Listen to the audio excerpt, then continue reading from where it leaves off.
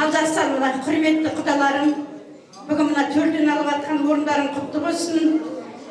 Баламның дүниясына келіп атсыңдар, төсегі тек қана табандардың астында тұрсын деген келеді.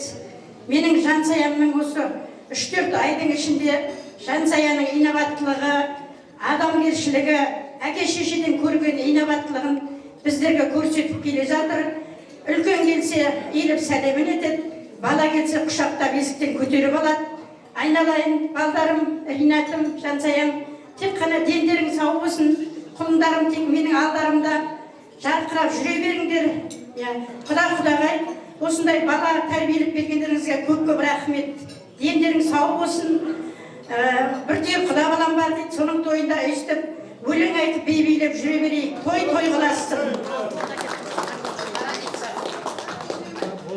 Ал енді құрметті қонақтар, қазір мамасы сөйлеп жатыр, кеңістік ең соңынан сөйлейді қазір. Ал жақын бәрі суретке түсейік. Тілек бірі, ниет бірі, жүрек. Бір әңгіме айтқанда, құрметті тойшы қауым, тамады бала. Мына жүректеріне операция салып алған адамдар бар. Менің де басымда операция бар. Мына музыканы қойған уақытта мына үйдің төбесі емес, жерде дірілдеп тұр. Осыған бір ескеріп, мына музыканы сәл жайрап қойсаңыз екен деген өтініш. Рахмет. Ал енді музыканттар естідіңіздер ғой. Жайлап қойыңыздар деп жатыр, енді шынымен дұрыс. Жүрегі ауыратын кісілер бар. Енді ортада үлкен кісілер бар ғой, дұрыс. Қаперлерімізге беріп жатыр ғой. Ал енді құрметті қонақтар, мынау ауылымыздың үлкендері, ауылдың ақсақалдары әдемі тілектерін айтты. Енді той болғасын ән шашусыз тағы болмайды. Той бастар деген ән болып жатады. Ал енді алдарыңызға Алтынбектей балдарыңыз сіздердің құрметтеріңізге келесі әнімізді тарту етеді. Ал қабыл алайсыздар анамыз бен әкемізді. Май-май тарам түндерге жарыққа жеткізген әкем, май-май қиын күндерге бақытқа жеткізген әкем, перзентім мықты болсын деп бар күшін сарп еткен әкем, қайратты қанаты сынбай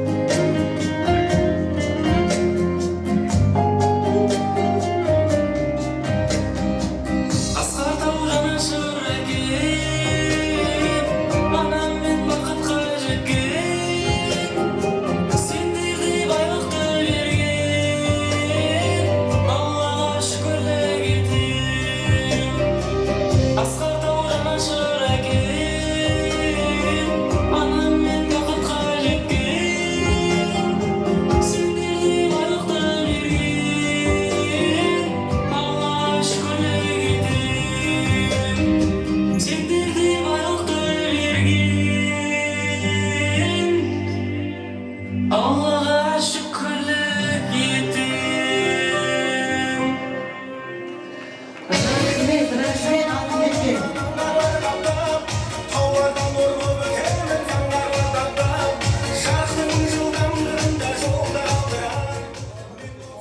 Ассалаумағалейкумдар. Ал мынау әке туралы айтып отыр, мына Қазинаның нағашысының атынан берейін атын. Қазинаның ағасының атынан.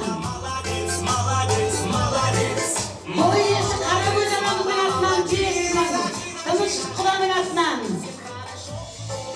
Айтқандарың атынан қасының балын атынан. Жапарбай құданың атынан да 5 мың. Ал өнерге үстем болсын. Ал енді құрметті қонақтар, біз енді мана айттық қой, үй болғанда мынау күйеу көрістіру деген рәсім бар. Балалар енді сіздердің жақсы ниет тілектеріңізді тыңдау керек, а? Жездесінің атынан дейді Алтынбеткен. Мынау енді әділетті 2 жас. Алқа қылып тағып ал. Күннің көзіне қарасаң, көздеріңе шағылар.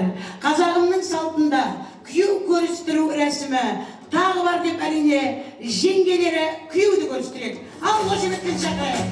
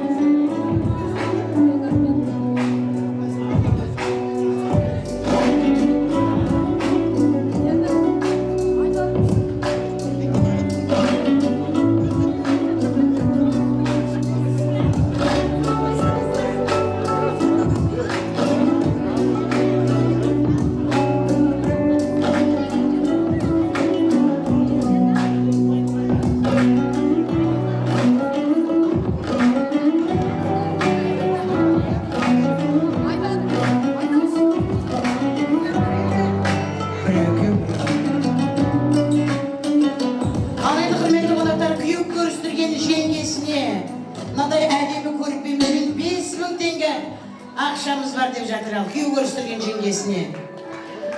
Ал енді құрметті қонақтар, тілекті жалғастырайық. Мынау енді ортамызда әрине жанына жауап болатын жұрт нағашы жұрт. Әке үйретеді жақсыны баласына, жаман болма дейді ғой анасы да. Ата салтын ардақтары ұлың өссе, бірінші жатқан шығар нағашыда.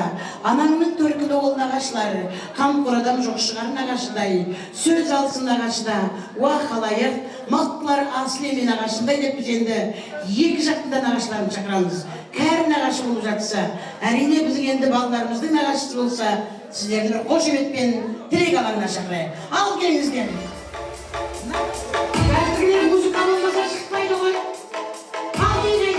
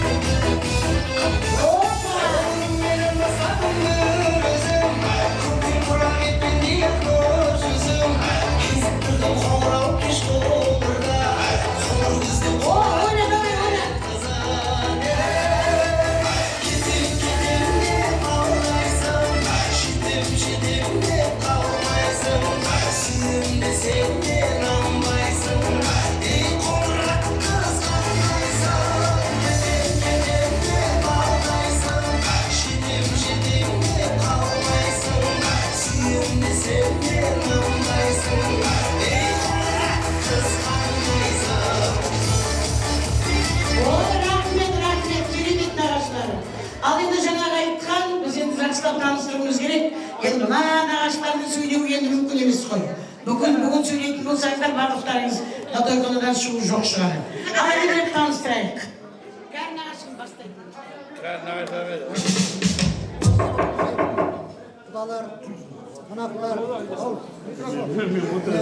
құдалықтарың мәңгі болсын, құданың болсын. Осы уақытқа екі жас келесі, ата-анасына мейірманды болсын, көрші шүкір болсын. Құдай мына тойларын тойласын. Жақсылық тілек беріп жатыр, сол тілекті Алла қабыл етсін.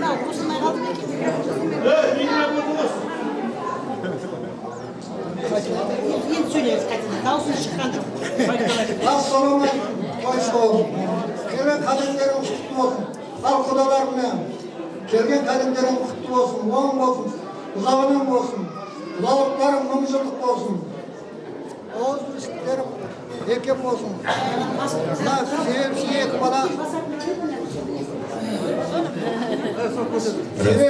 бала бақытты болсын, ата-анасына мейірманды болсын, өмірлі шүбірлі болсын. Құдай мына тойларын тойласа берсін. Келсек осында қуаныш тойға келе берейік. Мына халық міне бәріңізге осы тойға келген тілек тілеп отыр, сол тілектерді Алла қабыл етсін.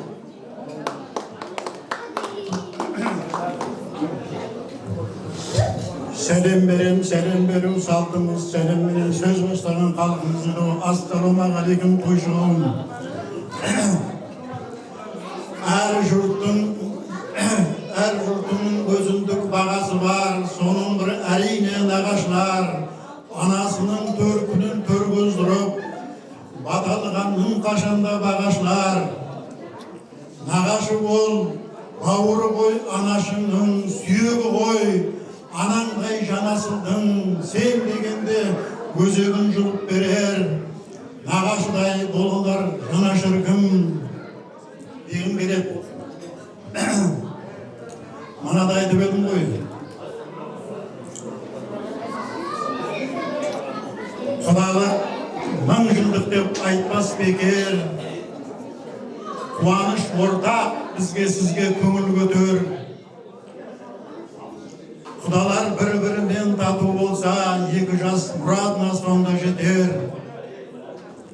Болғанда қыз біздікі, ұл сөзікі, екеуін тең көруді білген кісі.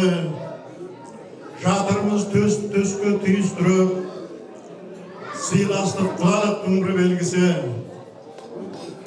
Дегім келеді. Манада бір айтып кеттік. Құдайындай сыйлайтын, құдайына қимайтын, қыз алысып қыз берген, қызықтарын бір көрген, құдаларын қош келдің дегім келеді. Құдалық құтты болсын. Сол ата-бабадан келатқан сөз ғой, мыңжылдық деп, себебі әр жалғасып, бұл құдалық жалғасып кете береді ғой, мыңжылдықтан да асып кетуі мүмкін. Сол айтқандай, сол іс жүзінде осы мыңжылдық, күйеу 100 жылдық деген іс жүзінде іске аса берсін деген келеді енді. Екі жас бақытты болсын, өмірлік жолдас болсын, халқына қалаулы, еліне елеулі, бір-біріне аяулы жұбайлар болсын деген келеді. Енді біз бақытты бол дейміз ғой. Бақыт дегеннің бәрі ол енді екеуіне байланысты. Екеуіне. Сол үйдегі мұхитқа байланысты. Соның үшін екеуі тату болса, үйдің ішінде татулық болса, әне бақыт сонда болады. Енді мынау бұрын ақын дейміз, данышпандардың айтқанына қарасаң, бақыт барын салып еңбектенгенге бұйырады дейді. Еңбекті дұрыс таңдап алсаң, соған жан тәніңменен бір берілсең, онда сені бақыт өзі іздеп табады дейді. Если вы удачно выберете труд, вложите в него свою душу, то счастье само вас отыщет. Орысша айтып атқан себебім енді бізде өзі басшылардың өзі алдымен орысша бастайды, артын қазақшаға айналдырады, қайтадан орысшаға айналдырып жібереді ізін. Сосын соған біздерге тәлім алғанбыз ғой. Совет дәуірінен қалған адамбыз біз. Енді көп сөйлесең мұжың екен дейді, дымын дөмесең еш нәрсе білмейді екен дейді. Соның үшін енді мен ауыстырайын енді пластинканы. Тыныштық, жел, кен, Жапарбай, тойларың той қыласын, балдар бақытты болсын, қызықтағанымыз бала болсын, балдарды қызықтап жүре берейік.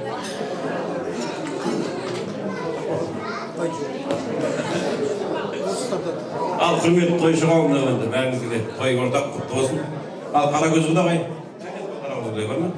тыныштық қайсына айналайын енді. Ал құдағай мынау енді екі жақ бірігіп жасап жатыр бар ма? Екі жақ құдалықты.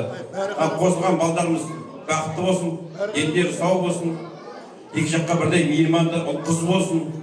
Аз айт көп айтмағанда жақсы ақ тілектердің бәрі айтылып жатыр, сол ақ тілектердің періштенің құлағына шалынсын. Алла әумин десін тек. Тойларын той қыласын. Енді мен өзім таныстық берсем, бана таныстым, мен көрмеген есімге құдағай да башар. Мен мына Қайзинаның ағасымын, әкесінің ең кенже інісімін Қайзинаның. Атым Боранбай, руым Адай, Қырықмақтап тұрлығымын мен. Ал мына келіп отырған құдаларда Қырықмақтап екен, ағайын біліп жатырмыз. Оның бір жағынан тағы құдалықта танысып жатырмыз онда. Ал таныстығымыз жағынан болсын тек. Аман болыңдар. Мынадан енді біз өзіміздің келгендеміз. Мен келіншегіме кетіп, Айгүл дейтін жолдасым менің. Сосын үлкен жеңгем бар, Қайзинаның мамасы, Орынша деген мына тұрған. Содан кейін Қайзинаның апасы, жездесі бар осы Тілеуберді Айнұр дейтін. Әлима дейтін қарындасым бар. Күйеуі жұмыста болып келе алмай қалды. Кәдірбек қайда? Кәдірбек дейтін кенже бала бар осы Орыншаның. Менің барым дара ашып кетті деймін. Осындай бір састап кетіп қалған. Той қыласын. Бұл енді жапалақ бұла тыныштың тумасы сосын отырған бізде бір ешіп қойған. Тумалығын.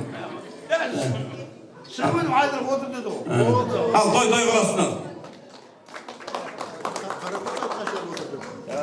Ассалаумағалейкум құдалар. Айтып отырмын, біздер енді тыныштықтың ағашымыз. Сөйлегісі Қақпай деген ағамыз.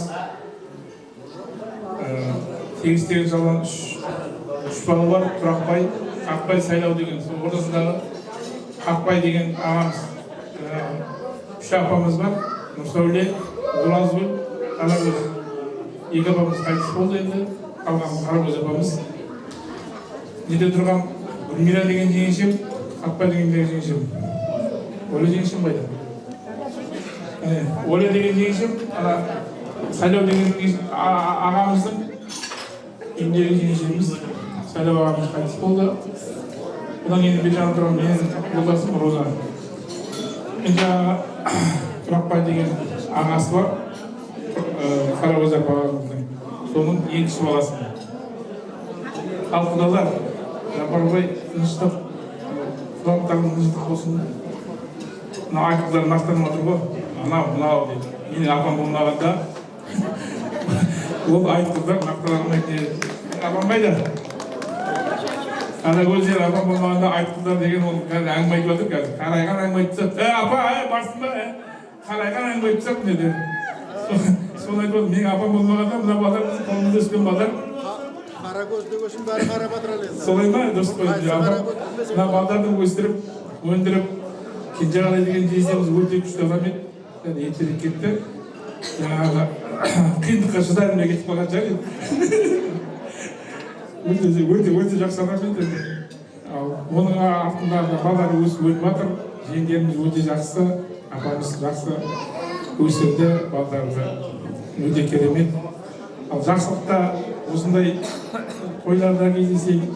Бір тақпақта бірдеңе қылып айтайын десем, мына құдалар бар, мына нағашылар бар, бәрі айтып тастап, мен оқыған кітаптың бәрін оқып тастаған. Ертең кітабымды библиотекамда ауыстырмасам болмайтын бұл. Бәрін айтып тастап түгел.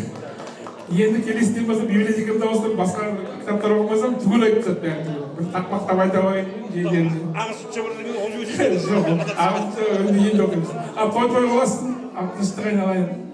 Жапарбай, құлақтарың мыңжылдық болсын, балдарыңыз бақытты болсын. Осындай тойда жақсылықта еліміз тыныш, басымыз аман болсын. Тек жиған дегендеріміз тойға бұйырсын. Балдар аман болсын, жақсылықта елдің азаматы болсын. Той боласын.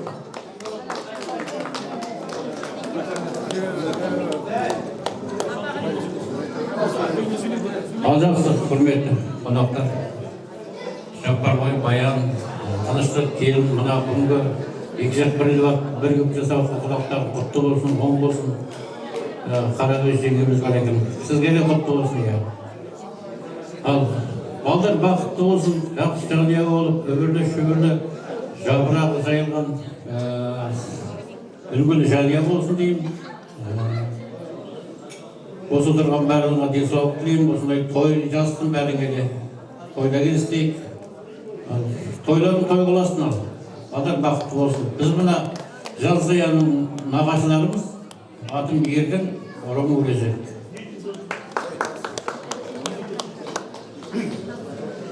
Ассалаумағалейкум, құрметті тойшы қауым. Мына бірігіп беріп жатқан құдалықтарым оң болсын, жастар бақытты болғай, өмірлі шөбірлі болғай. Келсек тойға жас күнге келейік.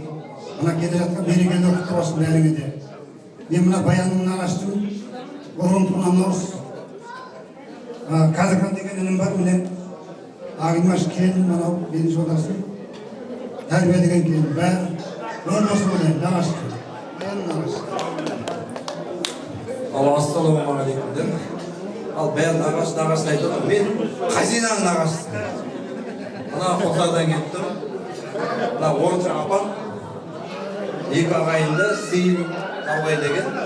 Сейілдің үлкен баласымен Талбайдың үйінде келген жеңгем болса Бегей. Біздер малай бегейміз. Біздер құттар тұрамыз да қой бедеу тұрады. Осына Қазинаның нағашысымыз. Ал жезде құда-құдағайлар құрмақытты болсын, оң болсын, ұзалам болсын, аман болыңдар. Бәрі анам нағашы, мына нағашы деп жатқан мен жеті сағат тұрады. Сол келіп жатқан ғой. Бұға қосардан келіп. Біздер малай бегейміз.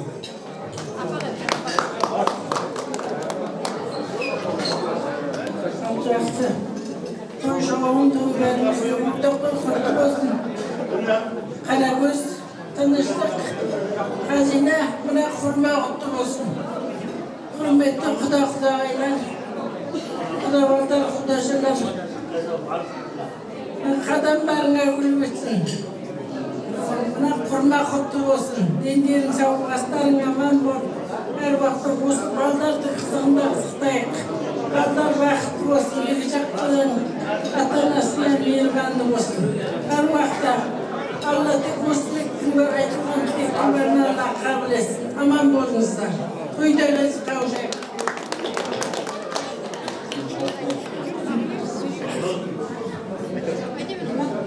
Міне жас доктор айтып отыр, доктор қалыңдар емес. Ал құдалықтар құтты бола берсін. Ал мен өзім таныстырып кетсем, мен Жаппарбайдың нағашы апасымын. Ал бір жағы өзімнің міне үлкен адайдың қызымын. Көріп күндері міне қырқынты қаулы келіп жатыр, құдалықтарың мың болсын балығы. Көсек орнына келіп жатыр, екі баланың аяғының астында қоссын, етілесе білегі қабыл болсын. Баян Жаппарбай айналай міне құдалығың да оң бола берсін, екеуі де оң болсын. Көргендерім тек құдалықтан айырмасын. Келсіп құдалыққа келейік. Бас анам бауыр бүтін болсын. Жаншада айналайын. Келген жеріңді бақытты деп білгейсің. Әр атқан адымың бақыт пен дәулет әкелсін. Не тілесе тілегім қабыл болсын құлыным. Екі бала тәтті болса барлығы да орнымен бара келеді. Бас аман бауыр бүтін, өздеріңіз құсағын ақсақаты кепірмен жабылмайсың. Ақтық көріп атырмыз, шөбере көріп атырмыз біздерде. Тілегімізді тілек беріп атырмыз, жасая айналайын. Бас аман бауыр бүтін, барлығы той, құдалық, қыздарыңыз келсін, келін алыңдар. Бас аман бауыр бүтін бола берсін. Тілегім мол. Ассалаумағалейкум, қойшығауым. Сағуаттан алтын көпірім құтты болсын, оң болсын, ұзағынан болсын. Бағандан бері жақсы тектен айтылып атыр болсын. Естенің құлағынан шалдырсын. Ал жансая айналайын. Атыңа сай болып, жансая деген атыңа үлкенді құрметтеп, кішіге жетті болып, үлкендегі құрметті болып, кішіге жетті болып, осындай той мерекелерде баршамыз той мерекелерімізді аттап, бір-біріміздің елімізде осындай болып жүре берейік.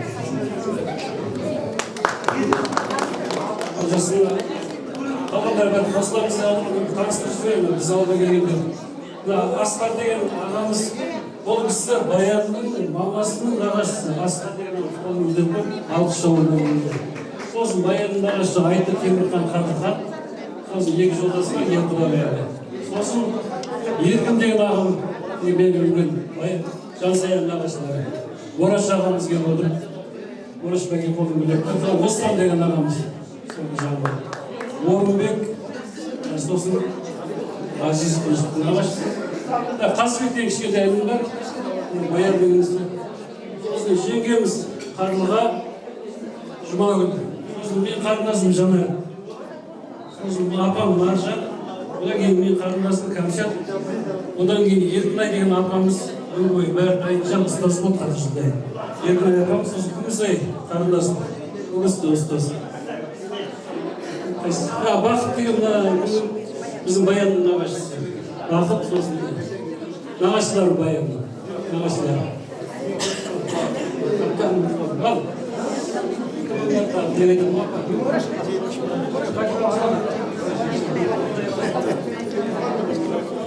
Құрметті тумаларым, үлкен мереке болып екі жақ Қырғынты ауылы мен Қосай ауылы бірігіп үлкен мереке жасап жатыр. Мерекеміз оң болсын, тыныштық қазына әті ене болып бүгін қуанышқа кенеліп атсыңдар, оңынан болсын. Жаппарбай Баян өздерін кеңейіп, ауылмен үлкен дастархан басында кездесіп, үлкендердің жақсы тілектерін алып жатсыңдар, барлық айтылған тілек қабыл болсын. Ал Жансая жиенім бір үлкен осындай мерекеде әкесі қыздың тілек айтқан екен. Айналайын қызым, жаршылық болып кетіп баратсың. Менен кеттің, о жақта да әкең бар, анаң бар.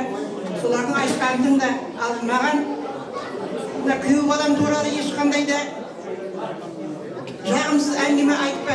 Күйеу балам туралы оның жағымсыз қылықтарын маған жеткізіп келуші болма, айналайын. Себебі күйеу баламның сондай жағымсыз қылығы менің мына жүрегімнің төрінің орнын алып, мен жаратпай қалуым мүмкін баламды. Сондықтан маған айтпа, өзің мысалы үй болғасын түрлі жағдай болады, өзің келісе жатарсың. Ал бірақ күйеу бала туралы менің жаныма бататын әңгіме айтпа деген екен.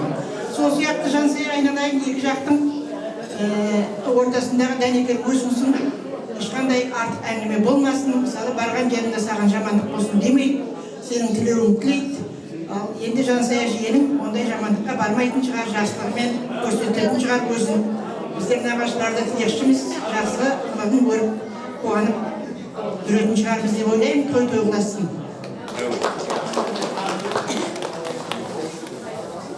Ал енді құрметті Айтқұлаулы, 40 мылтық ауылы екі жақтың бірігіп жасап жатырған құдалықтары оңынан болсын, төрден алған орындарың құтты болсын, Баян Жапарбай.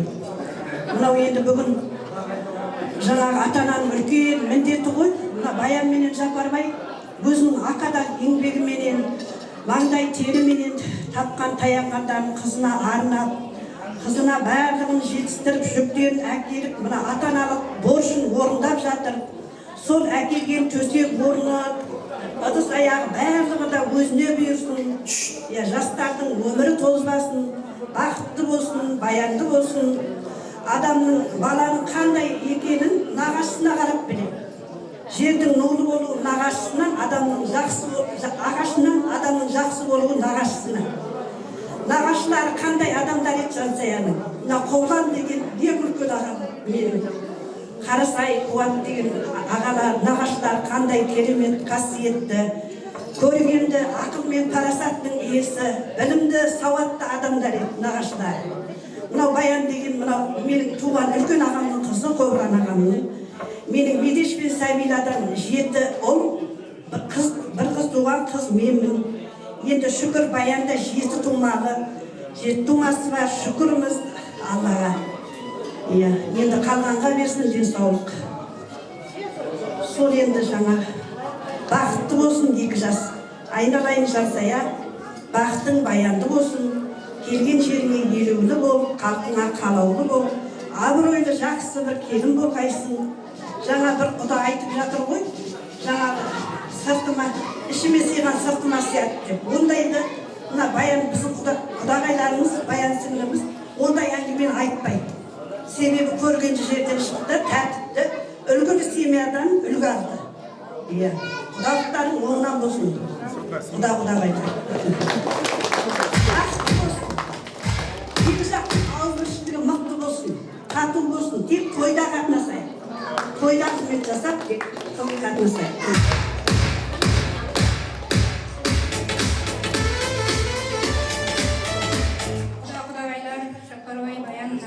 Құдалықтар 10 жылдық болсын, 200 жылдық той бәрі құтты бола берсін. Мына өзіне беріп жатқан жүгі құтты болсын, өзіне берсін.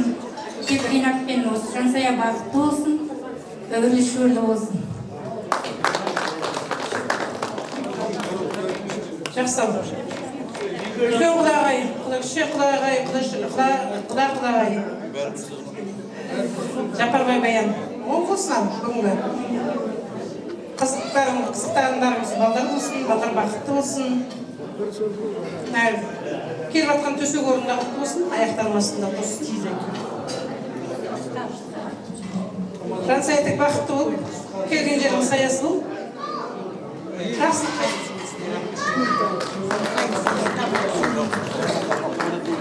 Ал жақсы құрметті құдағайлар, мықты ауылы Жапарбай Баян, бәріңе де құдалықтарың оң болсын, құтты болсын. Мына біздің жиеніміз келген жеріне тастай батып Құдай сіңсін. Мына Жапарбай мен Баян өзінің міндеттерін атқарып әйтеуір міндетінен құтылып атсын. Әлі күнге дейін сол шешемізден келген, төркінімізден келген көрпелеп сүйрейміз ғой, игілігіне жарасын. Біз енді не айтайын, біздер енді мына нағашылары көп, бізден үлкен абысындар келетін нағашылары көп еді. Енді ол жаңағы себептерімізбен кеше жүрген абысынымыз ғой, ауырған жоқ, сырқаған жоқ. Өштердің тойдың гүлі болып, мынау мен әдемі деймін, қайын сіңлімді. Соның сөзін сөйлейтін шешесінің орнында жүрген кісі, енді айып етпеңіздер. Қалған жағында той болсын, мына жиеніміз бақытты болсын, келген жеріне тастай батып судай сіңсін. Біздің ауылда енді Қосай ауылы, ауыл аралас, қой қоралас. Баяғыдан бірімізді білеміз, мына Қаракөз деген жеңгемді жеңеше деп жүретін едік. Енді құдағай болып жатыр, бәріміз жалпы араласпыз. Менің сіңілерім жүр, біреуі келінім, біреуі құдағайым. Солай болып ауылы ғой, енді аралас болып жүре берейік. Балдарымыз бақытты болсын.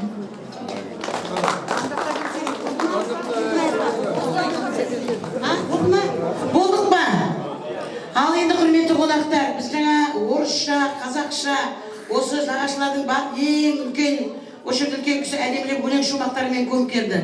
Ал енді сол кісіге екі жақтан әдемі көрпемізбен жабылға, сосын мынау бетіңізді сүртетін деп орамал ұсынып жатырмыз бала kendisi. Ал өнеріңіз үстем болсын. Ой, аттан сізге сый сияпат. Ал рахмет. Жеткен сияқты, барлығын жетерліктей айтты. Бұл енді қанша дегенмен құдалық деген тәрбиелік мәні бар той ғой. Сосын енді бұл той дегенде көпшілік кісі сөйлемейді, көпшілікпен өтетін нәрсе. Мынау енді барлықтарымызға сыйлы қонақ болғаннан кейін, бұл кісілерден көпшілігіне тілек айтып жатқаннан кейін біз тоқтатып жатқан жоқпыз. Балалар тыңдасын, білсін, кімнің кім екені, қандай ағайын туыс екенін, барлығы көкейлеріне түйсін деген ниетпен сөйлетіп жатырмыз енді. Мынау Мұжықбекті бәлен түген деген болмайды ғой. Өзі енді саздан аз болып келіп жатыр. 3-4 күн жатыс, яғни айтқан демалысқа, әркім шартарапқа түрлі шаруасымен кетіп жатыр. Енді барлығымыз енді осы жерде қанша дегенмен айтпағанмен үлкен кісілердің тілегін айтқан деген дәуір ғой. Ал жақсылап сөйлеп кетсе, өзіміздің енді түкпір-түкпірден келіп жатқан тума туыстар, ал ниетіне қабыл болсын деп, әрине темірді қызған кезде соғамыз ғой. Жақсылап музыканың көмегімен биге шақырамыз. Ал кеттік.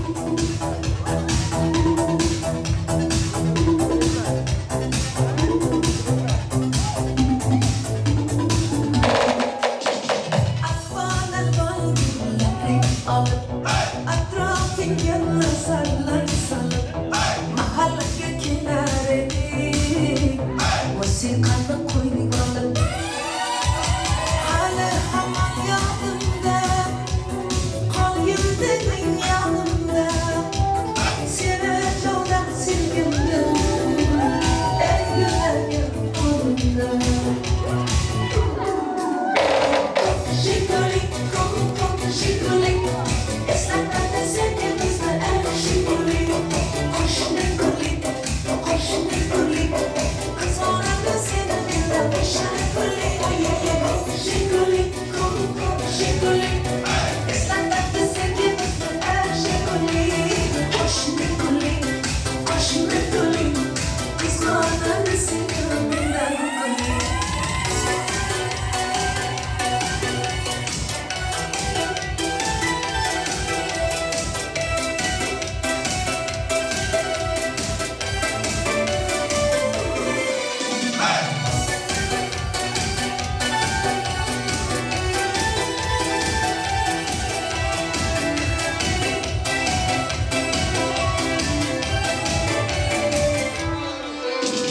İkimiz sahte idik, sevgimiz tam bir fotoğraf İsmimiz yazar idik, resimden uyduran Hala hamam yanımda, hayır dedik yanımda Seni candan silgendim, en güzel gün kolumda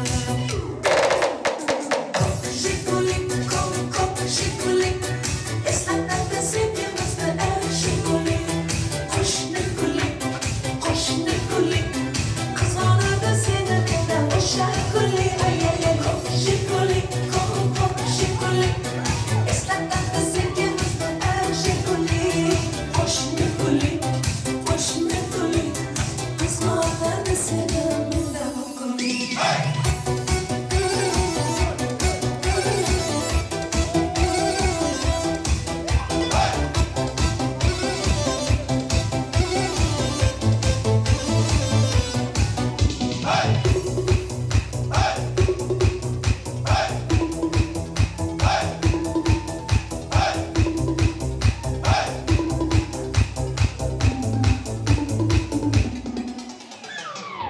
Енді жоғарыда отырған, әрине бұрыннан да қыз алысып қыз беріскен құда-құдағайларымыз бар.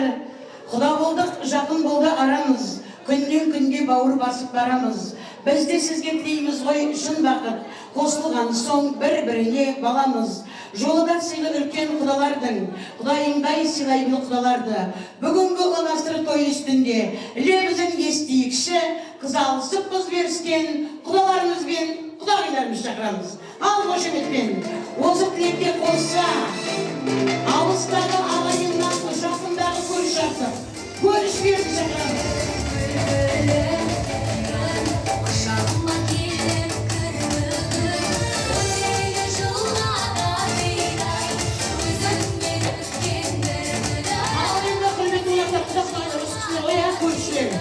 Ал онда осы тілекке қосамыз. Бірі құрба, бірі құрдас, замандас. Бірге күліп, бірге жүрген ауылдас. Сан шәкірттің санасынан ұрқиған. Ерсіздер ғой талмас қанат қажымас. Бірге тойлап, бірге өткізген. Жалындаған жас шағым. Талай қызық күнді өткізген. Қайдасыңдар достарым деп, құрбы құрдастар шақырамыз. Той иелеріміз. Ал жүрек, құда-құдағай, көрші.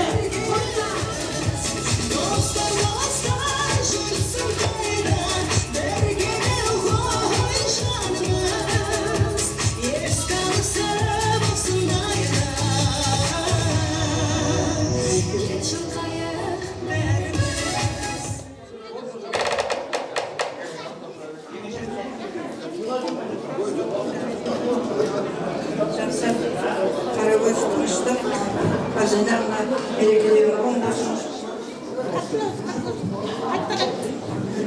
Келіндері құтты болсын, бақытты, баянды болсын. Аңсаған арманына жетіп, өмірі шөбірі болып, сендерді қуанта берсін. Ақсақалды шал, ақжаулықты әже болып тек жетісе беріңдер. Құдалықтары маңышылық болсын, күйеужүзілік болып жалғасын таба берсін. Жинаған бергендіктегі осы балалардың шашуы болсын. Қызық қуанышты бірге бөлісетін тату тәтті құда болыңыздар. Бақытты болсын балдар.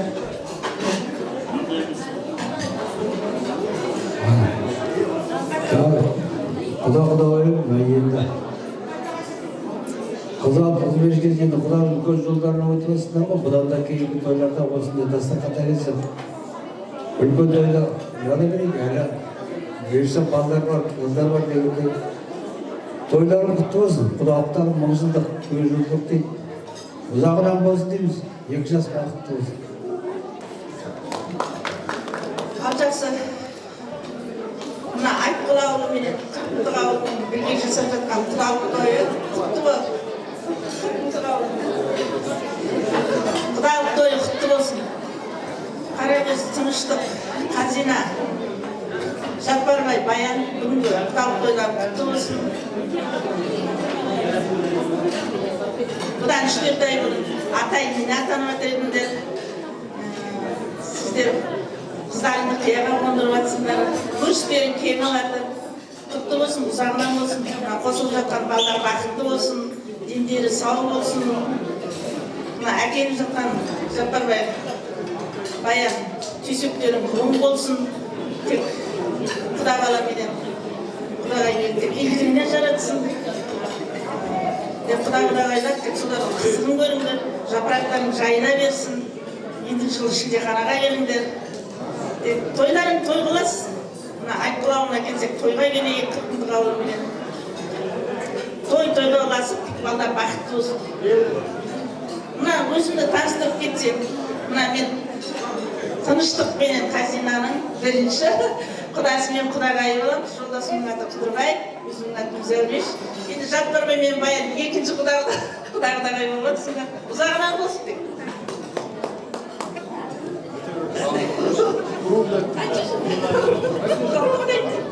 Есептік бада есепті ол. Жемінелер бар ма бұл жерде? Ассалаумағалейкум тойшы қауым. Мына оң болсын. Құдалықтарым. Тыныштық, Қазина. Мынау оңынан болсын, бұл жерде бүтін адам жоқ, мен қосайлам, өзімнің ағаларым. Бәрі оңынан болсын. Балдар бақытты болсын. Біздер құрдастары, тыныштықтан.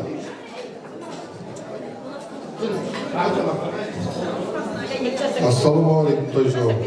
Тыныштық, Қазина. Жәке бұда. Құдалықтарың оңынан болсын. Жастар бақытты болсын. Алтын көпірлерінің үстінен құда-құдағай болып жүргендер. 2 жас бақытты болсын, той-тойға орнаса берсін. Аяқтардың үйінде той болсын. Алдай келген қазақтың жаңа жылда тек жаңа табыс. Дастархандарын кеңейе берсін, өрістер кеңейсін, аман болды. Тойда келісейік. Жастар бақытты болсын.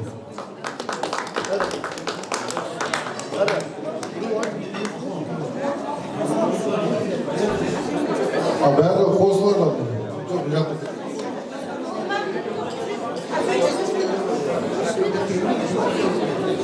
Ал жақсы құдағайлар, құдалықтарым мұңжылдық болсын, қайным, Баян еліне келіп отырған қызын көрсем, аяғысының тосын, екі олар бақытты болсын, құдалықтарым мұңжылдық болсын, кезекті өліп жақсы болсын. Ал жақсы, құрметті тойшы қауым, бүгінгі 2 жақтың қосылып жасап жатқан құдалықтары оң болсын. Жапеке Баян, ал құдағай, 2 ордаға салынып жатқан алтын көпір мықты болып, тек осы 2 баланың қызығын қызықтап, осы көпірде шапқылап жүре беріңдер. Біз солардың куәсі болып, сендердің шашбауларын көтеріп жүре берейік. Өзім таныстырсам, Баянның кластасымын, кішкентайымыздан Баянмен бірге өстік. Манадан мақтап отыр ғой, Жансая қызымызды. Жансая өзінің атына сай, мамасының жанына сая болған ақылды, инабатты қыз. Мен қызымды мақтаймын, қызымды ел мақтасын дейді ғой. Мақтап жатқан, мақтауға тұрарлықтай, ибалы да, инабатты, ақылды қыз. Енді тек жарас баламызды үйлендіріп, соның тойында шапқылап, соның қызығын қызықтап жатсын. Бүгінгі құдалық оң болсын, балдарға деп әкелініп жатқан дүниесі өздерінің аяғының астында болсын. Тек солардың қызығын қызықтап жүре берейік. Алла құдалық мың жылдық болсын, Құдайымна құдалары оң болсын.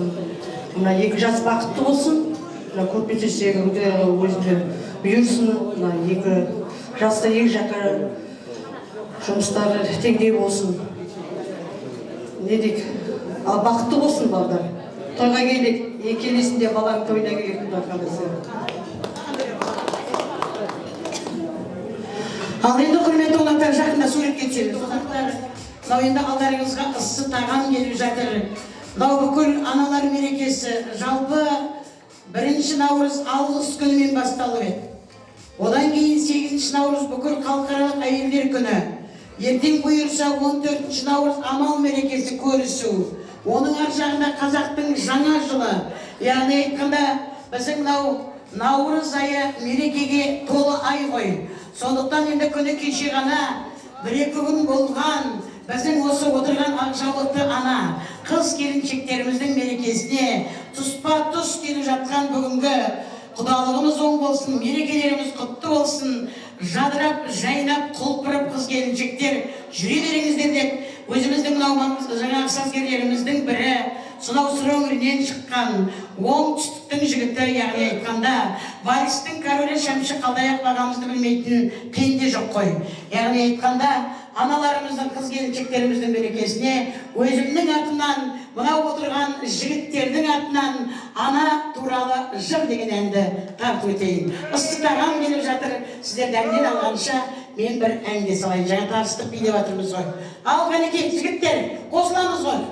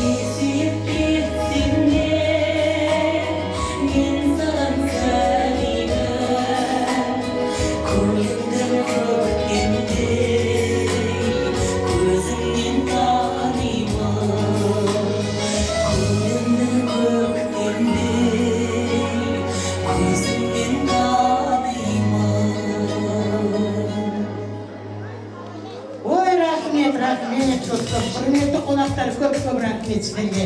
Ал жақсы орындарыңызға жайғасыңыздар. Алла тауып қойылсын, бір шықтың үнесін әтін. Рахмет. Ал Жапарбай күйеудің атынан, құданың атынан 5000. Нағаштардың атынан. Ой, мынау менің Сейіт деген ағамның атынан құда ғой. Мынау Айша деген өзімнің жиенімнің атынан. Ал бүгінгі жеңешемнің атынан 5000. Құданың атынан. Қаракөз жиеннің атынан. Інімнің атынан. Ой, ақша. Ренаттың нағашы апасының атынан. Қаракөз жеңешемнің атынан. Тыныштықтың құдағайының атынан. Әлі өткен.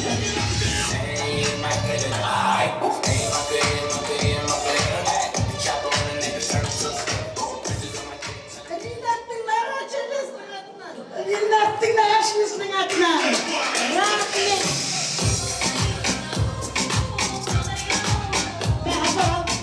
Ал енді жоғарыда. Қайтып барайын, барып білейін ба? Барып білейін, ақшасы ғырға көрмесіп тұр. Мынау енді құрметті қонақтар, аузыма дуалы сөз кідірмесін, әнші де осындайда кідірмесін. Демеуші болғандарыңызға рахмет. Жұмыста, пенсияда айлықтарыңыз үзілмесін дейді ғой. Қайда? Мына Ақтөбеден келген Ұлмекен Құдашабай екен, осыған менің өзімнің атынан. Менімен белгілі іште президент болайын.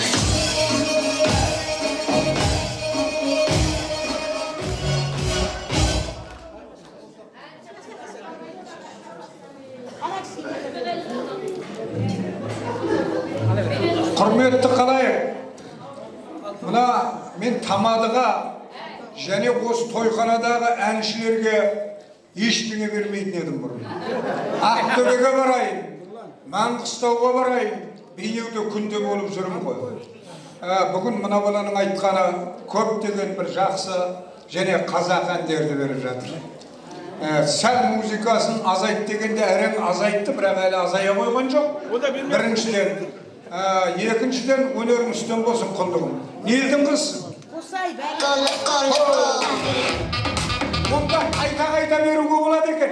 Құндығым, өнерің үстен болсын. Менің бір өтінішім бар.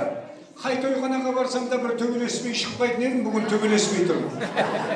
Мысалға, қазақ бол деп жатыр ғой бізге. Ең бірінші. Бірақ бүгінгі тойхана өте тамаша өтіп жатыр. Жақсы. Анау-мынау өрескелді көп ештеңе жоқ. Тек мына музыканың қатқындығы. Мана айттым ғой, осы жерде 4 адамның жүрегіне операция жасалған. Менің басыма да деп сөйерін салазаңда ойсаң болады. Сосын халықшы, келіші деген әңгіме бар. Мына небір өнерлі, күнші, жыршы, термеші адамдар бар. Осылардан да бір өтініш жасап, сұрақ қойып жатсаң, артық болмаса деген құндығым. Рахмет көп-көп. Аман жүр әр уақытта. Сосын мүмкін болса қазақша музыкаларын қойса, өзбекшені қояйыншы. Өзбектен зор оқытып беріп едіңіз. Кімнің ағасы дейсің? Мынау енді Молдақан ағамыз деген екеуміз осы бейнеу құрылғаннан асаба болдық. Қайдамыз кемпір басқарып жүрдіп тұрған шығар жастар жағынан. Ал менің міне жеңешемнің атынан, Сәбира жеңгемнің атынан әлі шығып жатыр бұл ақша. Тағы бері бара кезін круглыйғып, 3 миллион бер.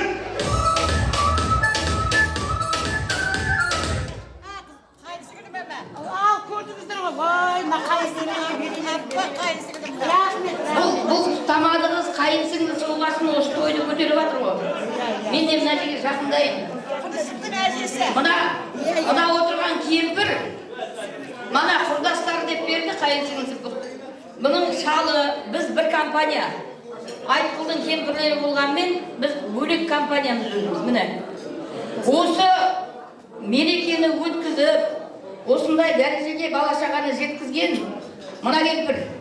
Иманды болсын. Кетіп қалды жолдасы.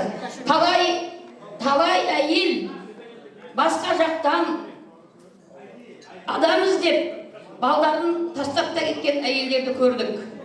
Бірақ бүгінгі күні мінекей жетістікке жетті, 70-ке жақындадық Алла деп тосты Айтқұлдың кемпірімін Ал мына қызға жаңағы айтып жатыр ғой, мына қыз қайын сіңліміз. Бірге Қалдықарайда жұмыс жасадық. Одан да бұрын мына кісіге Алла қосып тұр Баянды. Баян кім деп сұрайсыздар енді. Баян көшіп келген кезде осы апай деп маған жеңше болам саған деген Баян. Баян қайда? Міне, өзі бүгінгі күні мінекей тойға мен келе алмадым. Себебі мен көп соңғы уақытта Ақтауда жүрмін, командировка вахтыдамын. Вахтым бала бағу. Ана отқан тыныштық менің 4 жаста әкелген оқушым. Ана соңғы орында отқандар кілең класының оқушылары.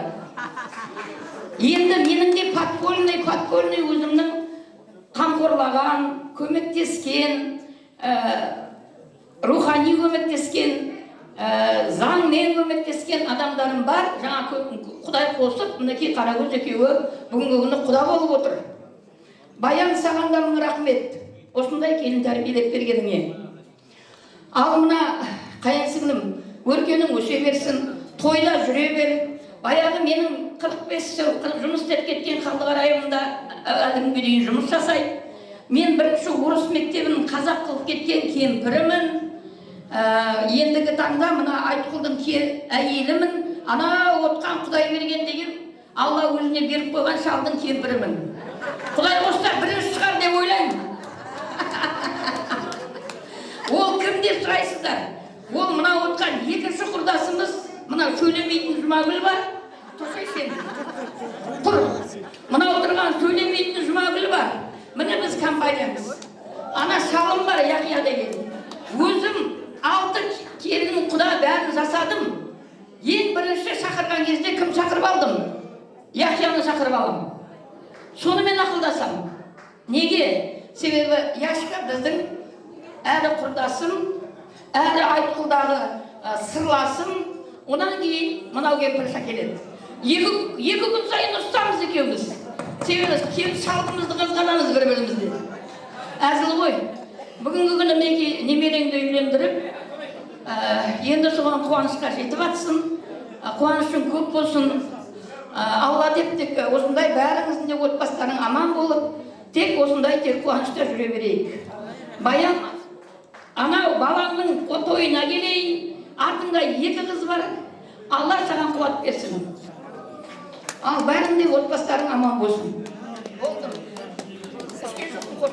Ал енді құрметті қонақтар, көрдіңіздер ғой. Бүкіл енді осы жерде тұрған көпшілігі Қосай. Мен де бір Қосайдың қызымын, осы жерде ағаларым. Ал Қарбайдың ағашапасына әйістік батырауды ашты. Ал енді құрметті қонақтар, тойханаға бір арасында келеміз. Қазір енді мына музыкант жігіттер, яғни айтқанда жастар көбіне біле білмейді ғой. Осы жерде осы Қосай Молдақан екеуміз мана баяғы диабатымен кезінде ол уақытта аппарат деген жоқ. Даңғырлатып осы арқалап жүрген тәшкі машина да жоқ ол уақытта. Бізді жалдайды, телефон жоқ. Үйге келіп жалдайды жаңағы адамдар. Үйді аралап кетеді ғой, ол кезде телефон жоқ. Сол кезде көлік деген көпшілік жерде жоқ. Мана үлкен кісіміз айтты ғой, Союздың уақыты, жаңағы Советский Союздың уақыты деп. Сондай уақытта біздер өнер көрсеткенбіз. Қазіргі кейбір жастар бізді білмейді. Мынау ортада мына кемпір неғып жүр деп ойлайтын шығар. Бірақ енді ел халық осы жерде тұрған ағайын туыс білет, қашаннан жүргенімізді. Сосын енді өткенде жаңа інім бар, тыныштық, бұл жерде сіңлім Баян бар. Барлығы айтып жатыр ғой, Жапарбай екеу, апа менің тойымды сіз басқарасыз деп. Сосын енді мен келіп жатырмын. Онсыз да енді ел халық сау болсын шақырып жатыр. Ал сіздерге дән ризамын. Енді мен де бір Қосайдың қызымын ғой деп, бір-бірімізге тілекші болайық. Мынау Бестемедегі Қосай атамыз сіздерді желеп жіберіп жатқай деп, қуанышқа кене беріп жүре бергенсіздер деп жатырмын. Рахмет, мынандай сый-сияпат беріп, менің қалтамды толтырып, өнерді сыйлап жатқан сіздерге дән ризамын енді. Ал құрмет, ал мінекей Баян сіңлімнің атынан да келіп жатыр деп сый-сияпат. Рахмет. 60 деп әлі жүрміз біздер. 58-де бұрын пенсияға қалдырған, 1-2 жылдықтың тұспа-тұсында 61-ге апарып қойды. Енді 1 жылда көп болса пенсияға қаламыз. Бірақ қоятын емеспіз. Мына сөйлеп қалған өнер деген арқа қозып отырады. Бір субботасы келсеңде біреу шақырса екен деп отырамыз. Соны тәуір көріп, бүгін сіздердің жастарыңыздан табылып жатырмыз. Рахмет сіздерге. Ал енді қыз деген төркін жұртына тілекші. Аңсары ауып тұрады ауылына, ал ниетін арнаған қауымына, мөлдір бұлақ суындай жаны таза, бақыт қана тілейтін ауылына. Мол мейірімді ақ жүзді апаларым, бар өнеге өзіңнен алып келем. Жолыма келесіңдер бақыт тілеп, жетелеп ақ желкенді, ақ келеңдеп екі жақтында, апа жезде, қыз күйеулерін тілекке шақырайық. Сізді жауменен жеңіс алған еліміз сенім, жиендер бар ма? Ал жиендер қайда? Апа жезде қыз күйеу, жиендермен бөлелер.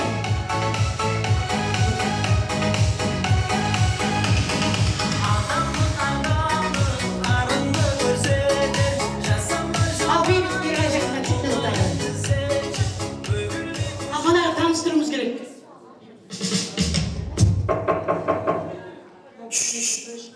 Бәрімізге мынау той құтты болсын. Құдаларымыз жылдық болсын, екі жас бақытты болсын. Мен өзім таныстырып кетейін. Жапарбайдың апасымын, Ақтөбеден келгенмін, барған жерім тағы. Мынау Шымкенттен келген сіңліміз, менен кейінгі апасы Жапарбайдың. Үлкен апамыз бар, Шымкенттен салмағына байланысты келе алмай қалды. Бірақ әйтеуір тілегі бәрімізге ортақ. Менің атым Мемлекет, Күләш. Меруерт дегенде сіңліміз бар, өзімді салға болмай, күйеуге жаяқ.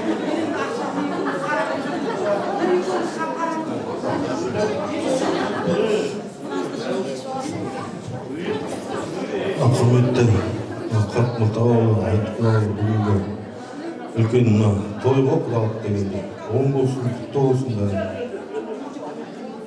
Ал Тықа апа, мына құдалық 1000 жылдық болғай. Екі жастық өмірі шөлі болып өсіміне бергей. Осы балдардың қазағын теңдей қызықтауға жазсын Алла тағала. Осы ақтастарған жиегінде бәріне де осындай жетістік тілеймін. Мына қыз өрісің, ол жемісің деген өрістер кеңейіп жатыр. Тек сол өрісте әрдайым тек тойлауға жүріңдер. Аманшылықта басымыз аман, бауырымыз өтіп, бір-бірімізді қызықтауға жазсын Алла тағала.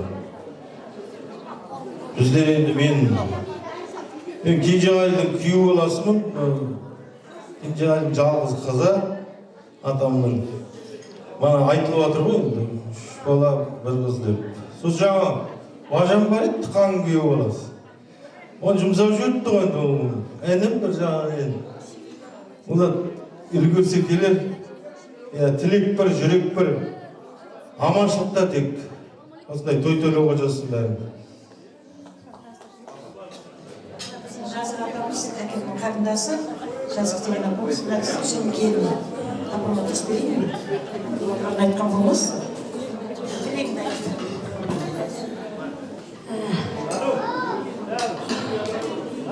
Құда қауымдар, қош келдіңіз екі жақ. Екі жақтында құдасы, дайым құдалықтары оң болсын, ауызға шетті болсын. Балдар, екі жас бақытты болсын, сіңіміз. Жансаяменен Жапарбай, баянды бақытты болсын, дайым өрге шүкірлі болсын. Шүкірлері бір болып, шақалары мұң болсын, екі жаққа қызметі теңдей болсын, аман болсын. Құдаларда аман болсын, бәрі бір-біріне ауызға жетті болсын. Балдар бәріңізді осы тойға келгендердің бәрі осындай жақсы күндерге жетіре беріңдер, аман болыңдар, балдар.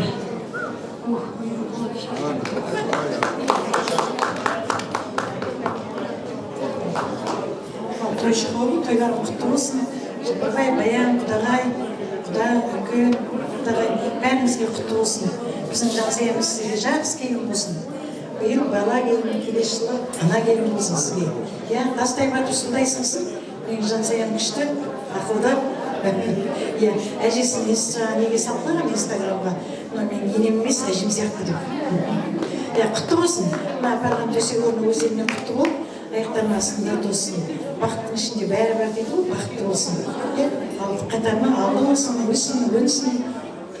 Сол жақсы келін болып жүрсін Жансая, күшті келін болсын. Тойшығының құдалықтарын құтты болсын. Құдалар, Арбай, Баян, құдалықтарын құтты болсын. Үй баланың 100 жылы, құдалықтарын 100 жыл болсын. Екі жас бақытты болсын, дендері сау, өмірлері ұзақ болсын, өмірлі шүкірлі болсын, өсіп өне берсін, тойларын тойласа берсін. Жақсы, жабабай, аян, қарағылбай, құдалықтың оң болсын, сағынан болсын.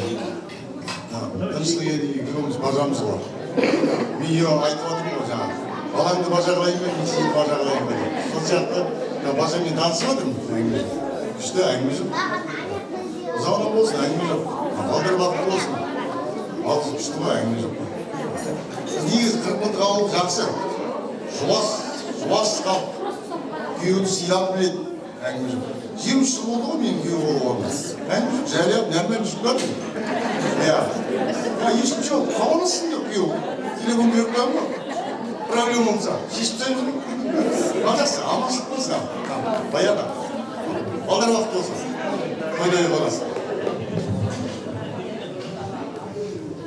Тойшығым, апа, жапам екенсіз.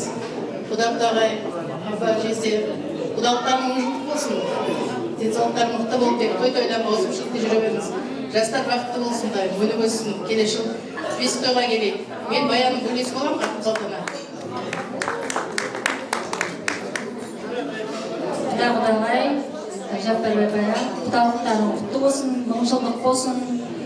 Жансая қызымыз бақытты болсын, күйеуі қызметтері бұйырсын, дастархандарын бар уақытта тойға жайылсын. Осындай той тойлап жүре берейік бәріміз. Оң болсын, құтты болсын құдалықтарың.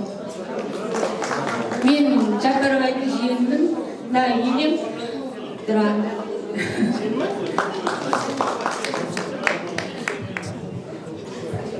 Құдақтағай, апа, Ағатай, Атазы, жасауатым, құдалықтарың ұзағынан болсын. Құдағының жылды ғой, ұзағынан сүйсіндірсін, дендерің сау болсын. Тойшығалың сіздерге де оңынан болсын, осы құдалық.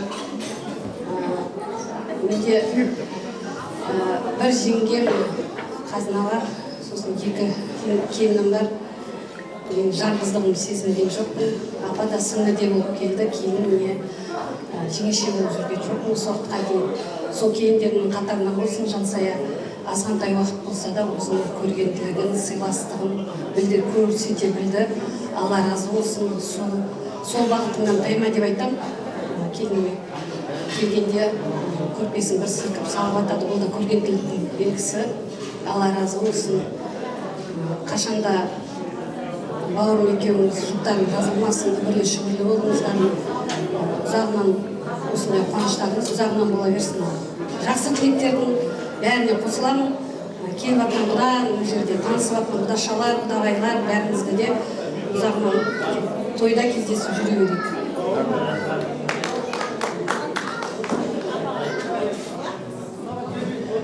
Ал енді құрметті қонақтар көрдіңіздер ғой.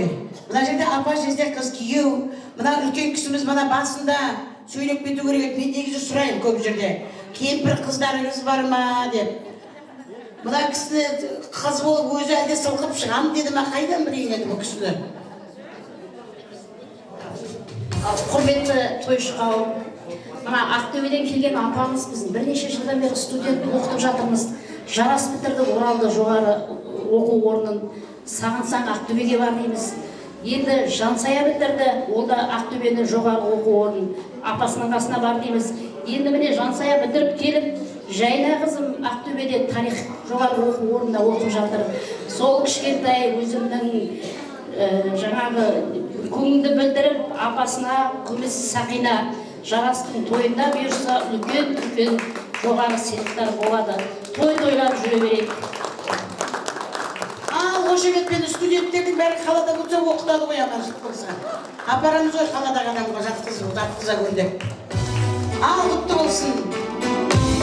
Күмістей жарқырап жүре беріңіз.